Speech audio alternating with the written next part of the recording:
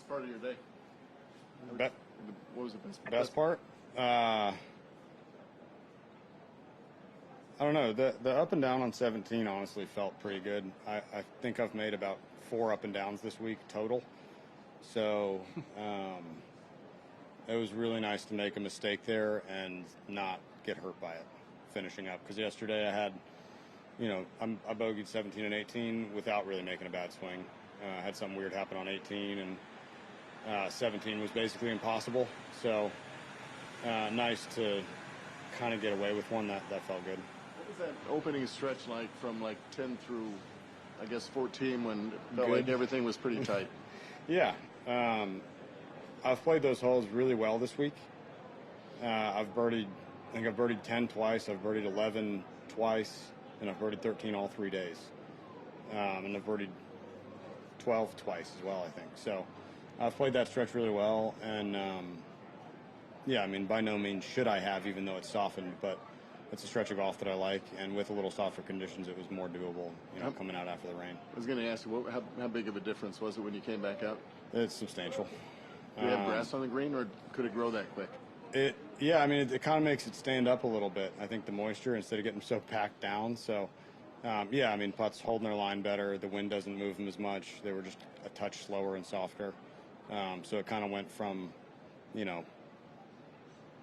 what we know Bay Hill for on the weekend to just, a notch below that. The golf course.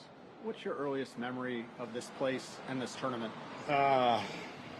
When I was about 9 or 10, my family used to live over in Orange Tree, about 2 miles from here, and we rode our bikes over to watch Tiger play in the Pro-Am.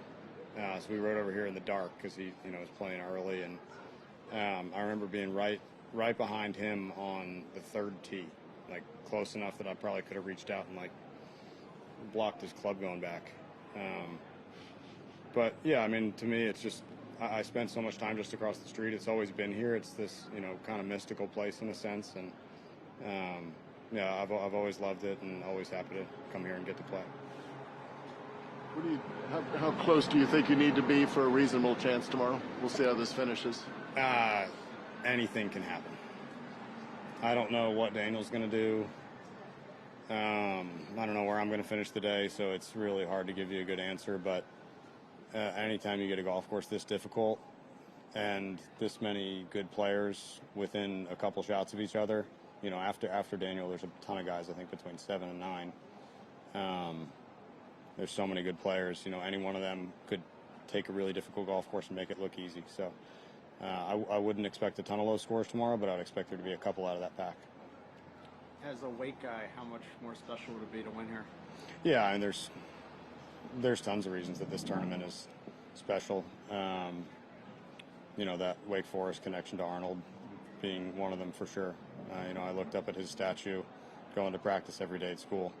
So, it had a tremendous influence on golf in general and at Wake Forest. So, yeah, it definitely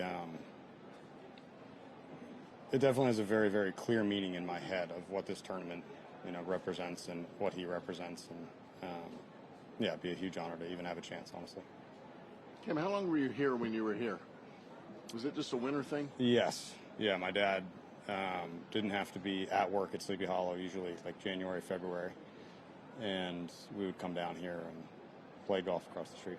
9-year-old play hooky, homeschool, what was the deal there? Yeah, basically, homeschool. I went to school here across the street until I was in about 5th grade, and then I started just doing my own work from New York and keeping up. And I guess they let me do it. I'm not sure exactly how it worked, but Lucky I just kid. did what I was told.